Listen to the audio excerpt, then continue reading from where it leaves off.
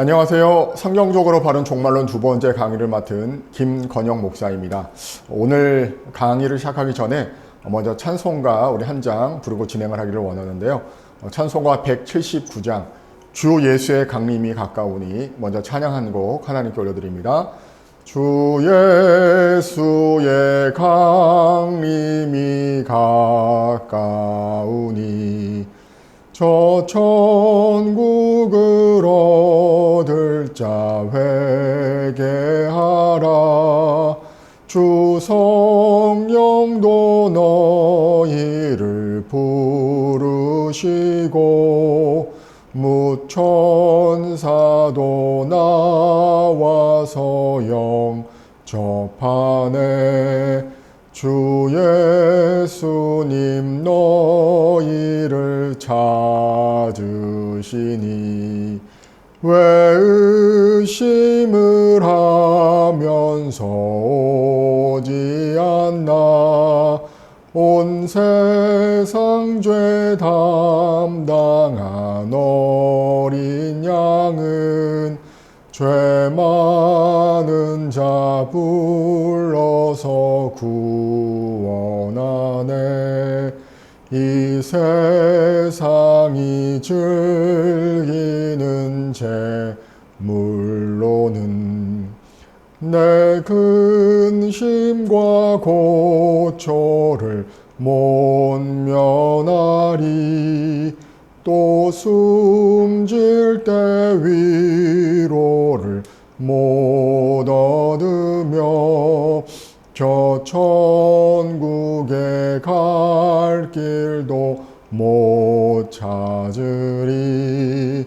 내 아버지 주시는 생명양식 다 배불리 먹고서 영생하라. 곧 의심을 버리고 주께 오면 그 한없는 자비를 힘입으리. 아멘. 오늘 계속 이어서 성경적으로 바른 종말론 강의를 시작하겠습니다. 여러분, 우리 기독교는 여러 가지 정의를 내릴 수 있겠지만 가장 특징적인 한 가지 정의를 내린다면 종말론적인 희망을 지닌 기독교라고 할 수 있습니다. 왜냐하면 우리 기독교의 존재 의의가 바로 종말론적인 희망을 가지고 살아가기 때문이죠. 하나님 약속의 성취로서 우리에게 예비하신 영원한 하나님 나라를 바라보며 우리가 믿음을 이어가기 때문입니다. 자, 그래서 우리 기독교 신앙은 죽음 너머의 희망을 가져다 주신 예수 그리스도의 십자가와 부활, 그 사실에, 그 사건에 전적으로 근거하고 있는 것이죠. 저렇게 이제 예수님의 그런 부활과 또 다시 오실 그 모습을 여러분 성화로 보고 계시는데요.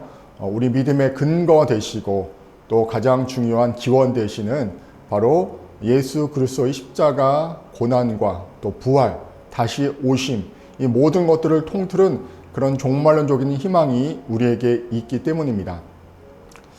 자, 그래서 기독교 신앙은 다시 오실 예수님을 믿는 신앙이 되기 때문에 종말론 없는 기독교 신앙은 상상할 수 없다는 것이죠. 절대 생각할 수 없다는 것입니다. 여러분, 다니엘 밀리오리라고 하는 유명한 조직 신학자가 있습니다. 저도 이제 자주 인용하는 그런 신학자인데요.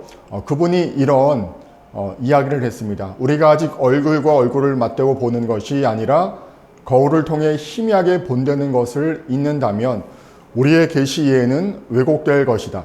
우리의 주님이 단지 기억이나 현재의 경험뿐 아니라 오시는 분으로서 계신 분임을 놓칠 때 기독론은 또한 왜곡될 것이다. 만약에 우리의 교회론이나 성례론이 승리감에 도취되어서 이 창조 가운데 정의와 자유와 평화를 향한 하나님의 통치의 과정과 그 완성에 대해 무감각하다면 그 교회론과 성례론은 또한 왜곡될 것이다.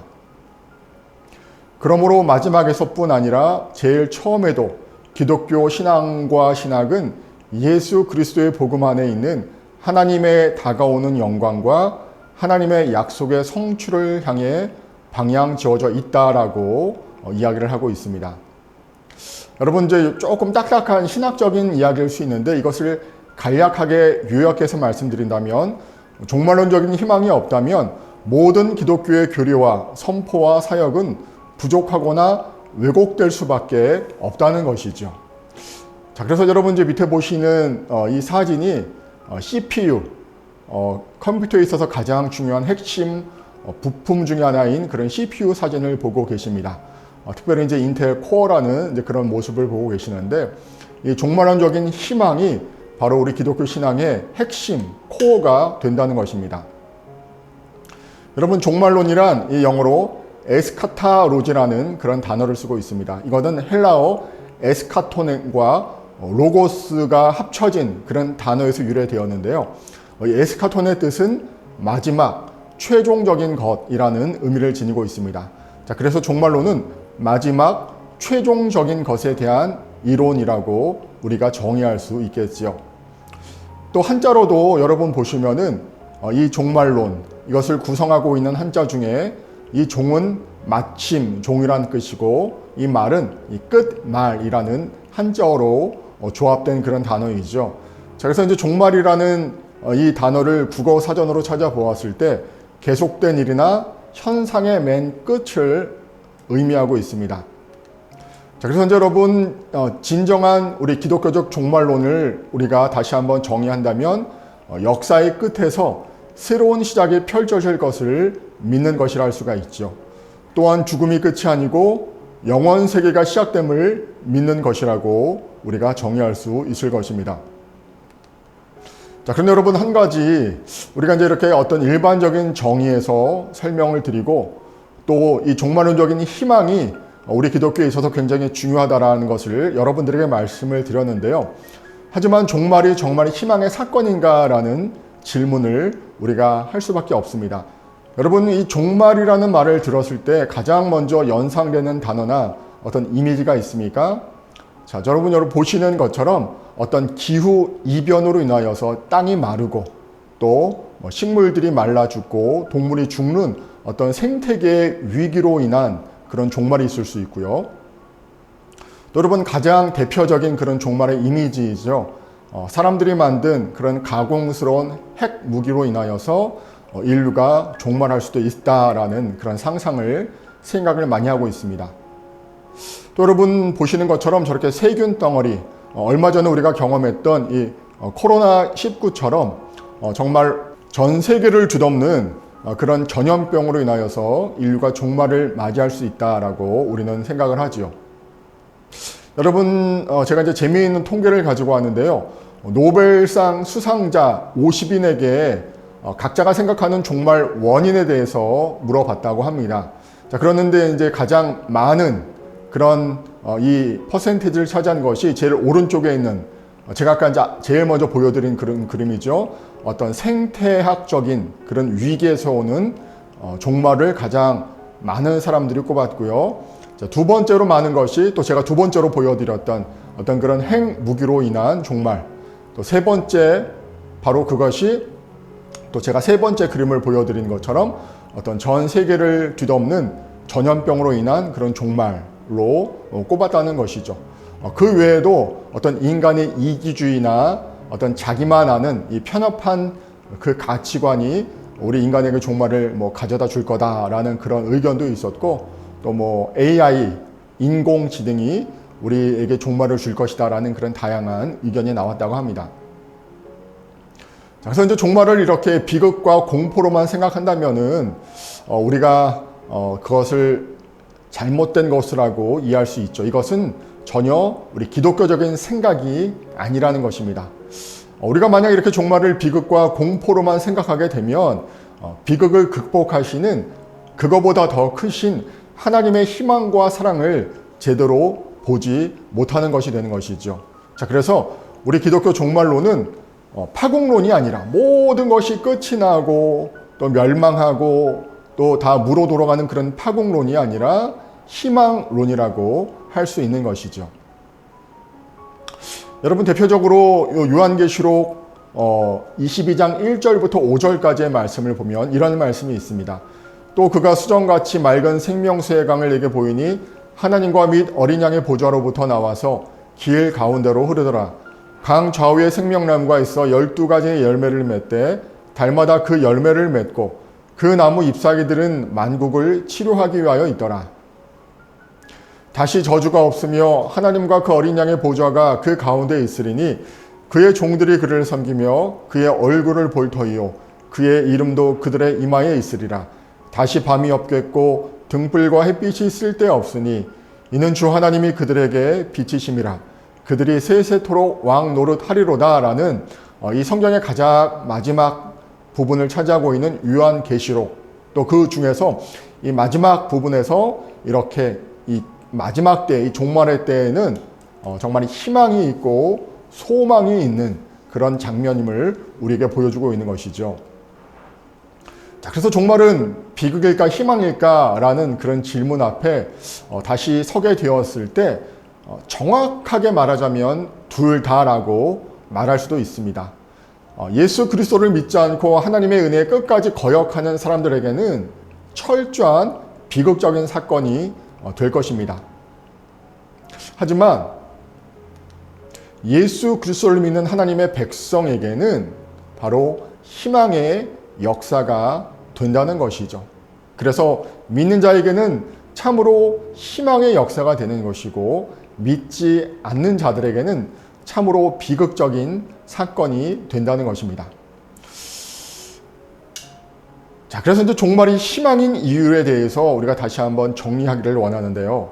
첫 번째, 종말은 믿는 자들의 영원한 행복의 삶이 시작되는 시간이 되기 때문입니다. 특별히 이제 우리가 장례식을 참석해서 예배를 드릴 때 우리 많은 목사님들이 강조하는 부분이 있습니다. 죽음은 끝이 아니라, 영원한 이별이 아니라 저 천국 백성으로서 새롭게 시작되는 그런 관문이자 참으로 복된 의미의 하루다라고 많이 인용들을 하시죠. 자, 어떤 개인의 역사뿐만이 아니라 우리 전 인류의 그런 역사를 우리가 이제 생각해 보더라도 이 종말은 믿는 자들의 그런 영원한 행복의 삶이 시작되는 시간이 되기 때문에 종말은 우리에게 희망이 됩니다. 두 번째, 종말은 하나님의 최종적인 승리와 또 새 하늘과 새 땅을 선포하는 사건이 되기 때문입니다. 여러분, 특별히 제가 두 책 표지를 가지고 왔는데요. 책 제목을 보면 악과 고통 속에 있는 당신에게라는 그런 책이 있고, 고난과 하나님의 전능, 밑에 조그만 글씨로 신종론의 물음과 신학적인 답변이라는 그런 책이 있습니다. 이 두 책 모두 과연 하나님이 계시다면 왜 우리는 이 세상에서 하나님이 없는 것처럼 보이는, 하나님이 침묵하시는 것처럼 보이는 그런 악과 고난을 경험해야 할까라는 그런 질문을 하게 되죠. 보통 이런 질문을 신종론적인 질문을 하게 되는데요. 자, 우리가 이제 이해할 수 없고 우리가 받아들이기 어려운 그런 상황이 참 많이 있는 것을 우리가 이제 인정할 수밖에 없는 그런 현실을 살고 있죠. 하지만 종말이 되면 이런 모든 악에 대한 하나님의 최종적인 승리가 선포되고, 또 하나님이 약속하신 새 하늘과 새 땅이 우리에게 주어지는 그런 사건이 되기 때문에 종말은 우리에게 희망이 되는 것이죠. 세 번째, 성경 자체가 메시아적인 미래의 희망을 말하고 있기 때문에 종말은 우리에게 희망이 됩니다. 여러분, 성경 말씀을 보십시오. 요한복음 14장 18절 말씀을 보시면 내가 너희를 고아와 같이 버려두지 아니하고 너희에게로 오리라 라고 예수님이 약속하셨고요. 또 요한계시록 22장 20절 말씀, 이것들을 증언하시니가 이르시되 내가 진실로 속히 오리라 라고 우리에게 약속의 말씀을 허락하셨고 우리에게 희망의 그런 종말을 말씀하셨다는 것입니다. 자, 그리고 네 번째, 마지막 대재앙을 말하고 있는 이 요한계시록의 의도는 고난받는 그리스도인들의 최종적인 승리와 희망을 말하고 있기 때문에 종말은 희망입니다. 여러분, 우리가 이제 요한계시록을 우리가 또 이제 새벽 기도 시간에 묵상하는 이제 그런 시간도 가졌었는데요.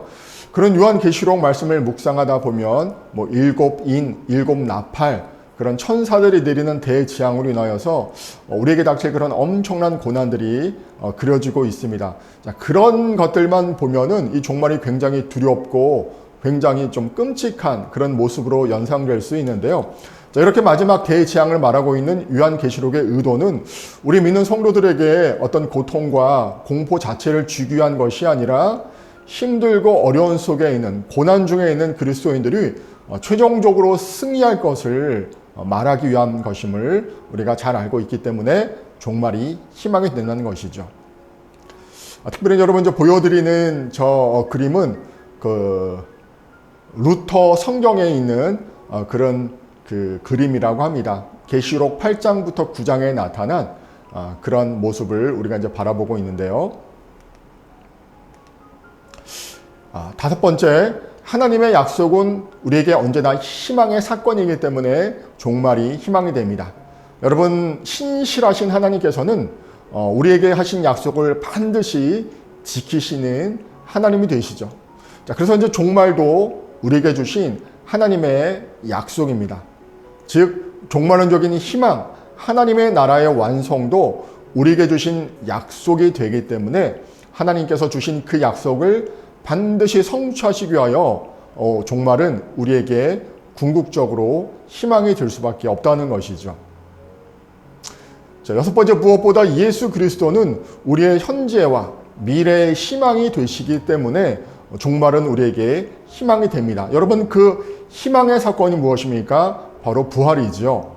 부활은 단순히 예수님의 부활만이 아니라 우리도 부활을 할 것임을 약속하시고 또 확증하시기 위하여 우리에게 보여주신 사건이 됩니다.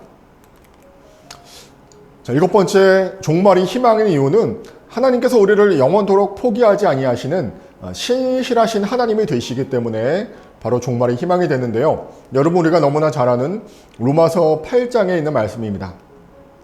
그러나 이 모든 일에 우리를 사랑하시는 이로 말미암아 우리가 넉넉히 이기느니라. 내가 확신하노니 사망이나 생명이나 천사들이나 권세자들이나 현재일이나 장래일이나 능력이나 높음이나 깊음이나 다른 어떤 피조물이라도 우리를 우리 주 예수 그리스도 안에 있는 하나님의 사랑에서 끊을 수 없으리라. 여러분, 39절 함께 읽을까요? 높음이나 깊음이나 다른 어떤 피조물이라도 우리를 우리 주 그리스도 예수 안에 있는 하나님의 사랑에서 끊을 수 없으리라. 아멘. 이처럼 크신 그 하나님의 사랑으로 우리가 묶여있기 때문에 종말은 우리에게 희망이 되는 것이죠. 자, 저렇게 아이를 안고 있는 그런 아빠의 손처럼 우리를 끝까지 안으시는 그 주님의 신실하신 변치 않는 사랑 때문에 우리는 종말을 희망으로 바라볼 수 있는 것입니다. 자, 그런데 이제 이 종말론이 어려운 이유가 있습니다. 여러분, 종말론이 그렇다고 해서 참 희망적이고 우리에게 소망을 주는 그런 사건이지만, 하지만 이것을 다루고 있는 종말론이 어려운 이유를 몇 가지 살펴보기를 원하는데요. 성경의 종말에 대한 이야기가 매우 다양하게 등장하기 때문에 이를 정확하게 해석하고 체계화하기가 참으로 어렵기 때문이죠. 두 번째는 종말론은 말 그대로 이 개인의 역사와 또 온 피조물의 종말과 죽음에 대해 말하기 때문에 우리의 경험을 넘어서고 있는 그 이유 때문에 종말론은 참 어려운 그런 부분이 됩니다. 여러분, 지금 보여드리는 저 단어는 라틴어 단어입니다. mortui non mordent. 죽은 자는 물지 않는다. 죽은 자는 말이 없다. 라는 유명한 격언인데요. 말 그대로 죽음을 경험한 사람은 말이 없고 또 살아있는 사람은 죽음을 경험할 수 없기 때문에 정말 우리의 어떤 인식과 우리의 한계를 넘어서는 그런 일이기 때문에 종말론은 어렵다는 것이죠. 종말론적인 내용이 상징으로 되어 있는 경우가 많기 때문에 종말론은 참 어렵습니다. 예를 들어서 요한계시록에 보시면은 일곱인이라든지 짐승의 수 666, 또 다니엘 보면은 7일에 62일에 등 어떤 상징으로 된 많은 숫자들이 나타나죠. 또 용이라든지 바벨론이라든지 인을 치다, 옛 뱀과 같은 그런 단어들 또한 상징으로 되어 있는 경우가 많기 때문에 종말론이 참으로 어렵습니다. 바로 이제 이 이유 때문에 많은 이단이 발생하게 되는데요.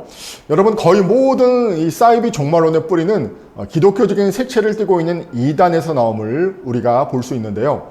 특별히 이제 이는 우리 정통 기독교와 교회에 대한 도전이 되고, 또 사이비에 빠지는 성도뿐만이 아니라 기성교인들에 대한 이 바른 종말론에 대한 가르침의 부족인 것을 우리가 절실하게 깨닫게 됩니다. 여러분, 이 사이비 종말론의 특징이 있습니다. 바로 예수님의 재림 날짜가 몇 년, 몇 월, 며칠, 몇 시라고 구체적으로 적시하고 있다는 것이죠. 여러분, 지금 보여드리는 이 사진 기억나시죠? 저 이제 그 뒤에 배경에 되어 있는 92, 10월 28일, 24일 예수님의 공중 강림이 있다라는 것을 저렇게 걸어놓고 모여서 항상 뭐 나름 예배를 드렸던 이 유명한 이장림 목사가 이끄는 다미 선교회였습니다. 여러분, 저도 이제 개인적으로 이 사건이 참 기억이 났던 것이 제가 이제 92년 10월 5일 날 군대를 갔는데 훈련소에서 제가 이제 저 날을 맞이하게 됐습니다. 좀 부끄러운 고백이지만은 10월 27일 날 약간 긴장도 했습니다. 정말 예수님이 오시면 어떡할까라는 그런 긴장이 했는데 여러분 24시가 됐을 때 아무 일도 일어나지 않더라고요. 자, 그래서 여러분 이제 그 다음날 뭐 신문을 보시면은 뭐 빗나간 그날 허탈 속 귀가라는 그런 헤드라인처럼 아무 일도 일어나지 않았다라는 그런 온 국민의 그런 관심과 초점이 모아진 이 사건이 참으로 허탈하게 허무하게 끝난 것을 우리는 기억하고 있습니다. 재미있는 것이 이제 그 1992년 10월 29일 날 이 다미 선교회 뭐 본부장 목사 이장님과 다미 선교회 성도 일동으로 되어 있는 이런 큰 광고가 일간지에 실렸다는 것입니다. 사과문 뭐 기독교계와 국민에게 드리는 글이라는 그런 제목으로 뭐 자신들이 이제 틀렸다라는 것을 뭐 이렇게 뭐 형식적이든지 아니든지 저렇게 사과한 모습을 또 볼 수 있었습니다. 특별히 이제 사이비 종말론의 특징이 있는데요. 아까 이제 말씀드린 것처럼 예수님의 그런 재림 날짜를 이제 구체적으로 적시하고 있지만, 하지만 성경에서는 어떻게 말하고 있습니까? 한번 읽을까요? 시작. 그러나 그 날과 그때는 아무도 모르나니 하늘의 천사들도 아들도 모르고 오직 아버지만 아시느니라 라고 말씀에 기록되어 있는 것이죠. 자, 그래서 여러분, 우리가 절대로 잊지 말아야 될 것이 있는데요. 성경을 넘어서는 계시는 없다는 것입니다. 또한 성경과 다른 계시도 없다는 것이죠. 바로 성경 말씀이 우리에게 향하신 가장 정확한 하나님의 계시의 말씀이 되기 때문입니다. 자, 그래서 우리가 절대로 잊지 말아야 할 것이 결코 자신의 경험과 매우 주관적인 신비 체험을 하나님 말씀보다 우선해서는 절대로 안 된다는 것입니다. 여러분, 오해하지 마십시오. 신앙생활을 하다 보면은 하나님께서 우리에게 허락하시는 그런 신비한 체험을 할 때도 분명히 있습니다. 그런데 그 신비 체험조차도 우리에게 주신 하나님의 말씀보다 앞서서는 안 된다는 것이죠. 자, 그래서 우리는 바른 종말론을 가져야 하는데요. 그 바른 종말론은 무엇입니까? 성경에 근거한 종말론이 되어야 합니다. 자, 대체로 왜곡된 종말론을 주장하는 사람들의 공통점이 있는데요. 아까 앞서 말씀드린 것처럼 하나님이 직접 자기에게 계시해 주셨다는 어떤 이 직통 계시를 강조하면서 어떤 신비 체험을 강조하는 그런 공통적인 특징을 지니고 있는 것이죠. 그래서 우리는 어떤 새로운 이야기, 새로운 진리라는 말에 지나친 호기심을 갖지 않도록 늘 주의해야 합니다. 또한 이제 많은 그런 이단에서 사람들에게 접근할 때 어떤 말을 합니까? 기성교회는 다 틀렸다, 희망이 없다라는 이야기를 통하여 접근하는데요. 이런 이야기는 우리가 단호히 배제하는 것이 필요하죠. 그리고 무엇보다 교회의 가르침과 전통을 소중히 여길 수 있는 마음을 지녀야 합니다. 왜냐하면 교회는 수많은 종말론 이단과 싸우면서 지금까지 종말론의 가르침을 지키고 발전시켜 왔기 때문이죠. 무엇보다 성도들은 이 서로의 환경과 상황에 사랑으로 민감하게 돌보고 살펴야 함을 우리는 또한 잊지 말아야 합니다. 여러분, 이 종말론 얘기를 할 때 뜬금없이 왜 성도들이 서로 사랑해야 하느냐라는 이야기가 나올까요? 많은 이단들이 그 신도들을 포섭할 때 특별히 고난 중에 있는 사람들을 지극정성으로 돌보고 지속적으로 살핀다고 합니다.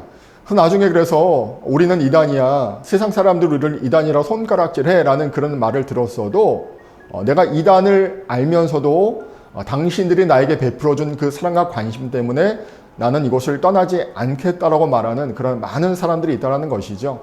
자, 그래서 우리는 이제 비단 이런 이유뿐만이 아니라 우리 주위에 있는 그런 많은 성도들의 그런 상황, 특별히 어려운 가운데 있는 고난 중에 있는 사람들을 주님의 마음으로 살피고 또 그들을 잘 케어해야 함을 알 수 있는 것이죠. 종말론은 먼 미래만 기대하고 현실을 도외시하면서 하늘만 바라보는 그런 신앙이 절대로 아닙니다. 이 땅에서도 우리는 하나님의 나라가 이루어지도록 늘 간구하며 하나님 나라 백성으로 살아가야 한다는 것이죠. 자, 그래서 이제 우리가 오늘의 그런 강의를 정리하면서 그럼 바른 종말론이란 무엇일까를 나누고 오늘 강의를 마칠까 하는데요. 첫 번째, 예수님의 재림과 세상의 종말은 반드시 있다는 것이 바로 바른 종말론입니다. 단 그 시간은 알 수 없다는 것이죠. 자, 아무리 시한부 종말론자의 횡패와 폐해에서 오는 혼란이 있음에도 예수님은 분명히 언젠가 재림하신다는 것과 인간과 세계의 역사가 영원히 지속되는 것이 아니라는 것을 우리는 잊지 말아야 합니다. 두 번째, 성경이 종말의 징조와 또한 다가올 고난을 말한 것은 성도들로 하여금 각성과 회개, 영적인 긴장의 삶을 살도록 요청한 것임을 잊지 말아야 한다는 것이죠. 성경에 나타난 이 재림의 징조들은 우리에게 공포를 조성하기 위함이 아니라 믿음으로 잘 대비하라라는, 깨어 준비하라라는 자명종의 역할을 하고 있다는 것이죠. 세 번째로 성경을 해석할 때에는 종합적으로 이야기하여 노력해야 합니다. 어떤 한 구절을 지나치게 확대해서 잘못된 결론을 도출해서는 안 된다는 것이죠. 원래 본문이 의도하고 있는 정확한 의미를 정확히 파악하려는 자세가 우리에게 필요합니다. 네 번째로 우리는 복음의 순수성을 회복해야 합니다. 어떤 신기한 신학 이론이나 성경 해석에 관심을 기울이기보다 예수 그리스도를 통한 구원의 기쁨에 늘 감사하며 복음의 능력으로 살아가고 살아내야 함을 잊지 말아야 한다는 것이죠. 여러분, 베드로전서 3장 15절 말씀으로 오늘 두 번째 강의를 마무리할까 하는데요. 한번 읽겠습니다. 시작. 너희 마음에 그리스도를 주로 삼아 거룩하게 하고 너희 속에 있는 소망에 관한 이유를 묻는 자에게는 대답할 것을 항상 준비하되 온유와 두려움으로 하고 아멘. 여러분, 우리가 걸어가고 있는 저 믿음의 길을 걷는 순간순간마다 많은 세상 사람들이 우리가 믿고 있는 그 소망, 믿음에 대하여 많은 질문을 할 것입니다. 물론 거기에는 종말에 대한 그런 질문도 포함될 수 있겠죠. 오늘 저 말씀처럼 항상 깨어서 또 기도와 말씀에 힘쓰는 가운데 그 대답을 준비할 수 있는 우리 모두가 되시기를 간절히 소망합니다. 기도하겠습니다. 하나님 감사합니다. 오늘도 은혜 가운데 두 번째 성경적으로 바른 종말론 두 번째 시간을 맞이하게 하시고 또 이 시간 동안 함께 내용들을 정리하며 나눌 수 있도록 도와주심에 참으로 감사를 드립니다. 하나님, 우리에게 참으로 주님의 그런 분별과 지혜를 허락하여 주셔서 언제 오실지는 모르지만 반드시 이 땅에 다시 오실 예수 그리스도를 소망하며 기다릴 수 있는 그런 믿음을 가질 수 있도록 인도하여 주시고 하루하루 살아가는 우리의 일상의 삶을 통하여 하나님의 자녀로서 백성으로서 하나님과 세상과 교회 앞에 부끄러운 모습이 아닌 그런 모습으로 나아갈 수 있도록 인도하여 주시옵소서. 언제가 저 천국에서 주님과 함께 영원토록 참으로 행복한 삶을 누릴 것을 믿음으로 바라보며 주어진 하루하루를 잘 이겨낼 수 있는 가장 충실하게 살아갈 수 있는 하나님 나라를 이루어낼 수 있는 우리 모두가 될 수 있도록 함께하여 주시옵소서. 남은 한 주간도 주님의 은혜와 능력으로 성령 충만함으로 보낼 수 있도록 저에게 합당한 은혜와 능력을 허락하여 주시기를 간절히 소원하며 우리를 구원하신 예수님의 이름으로 기도를 드립니다. 아멘. 네, 감사합니다.